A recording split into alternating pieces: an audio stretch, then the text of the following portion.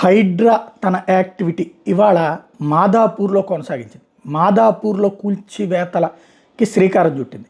అది ఒక ఎత్తు అయితే, మరోవైపున అత్యంత కీలకమైనటువంటి అంశం మురళీమోహన్, సినీ నటుడు మురళీమోహన్కి సంబంధించి జేబేరీ కన్స్ట్రక్షన్స్కి హైడ్రా నోటీసులు ఇచ్చింది. గచ్చిబౌలి పరిధిలోని రంగళాల్ కుంట చెరువుని ఆక్రమించి నిర్మాణాలు చేశారని, 15 రోజుల్లో నిర్మాణాలు కూల్చివేయాలని నోటీసులు ఇచ్చింది. లేని పక్షంలో తామే కూల్చేస్తామని నోటీసులో చెప్పింది హైడ్రా. ఇప్పటిదాకా కూడా మురళీమోహన్కి సంబంధించిన జేబేరీకి సంబంధించి ధైర్యంగా ఉన్నటువంటి తెలుగుదేశం అనుకూల టీం సంతోషంగా ఉంది, అక్కడ తమ జోలికి రాడు అన్నటువంటి. ఫస్ట్ టైం ఇక్కడ మురళీమోహన్కి ఈ తరహా నోటీసులు ఇవ్వడం. ఇప్పుడు కూల్చకపోతే రేవంత్ తప్పుతుంది, కూలిస్తే అటు మురళీమోహన్కి అతిపెద్ద లాస్ అవుతుంది. ఇది సంచలనాత్మకమైనటువంటి అంశం రేవంత్ సర్కార్ తీసుకున్నటువంటిది, హైడ్రా తీసుకున్నటువంటిది.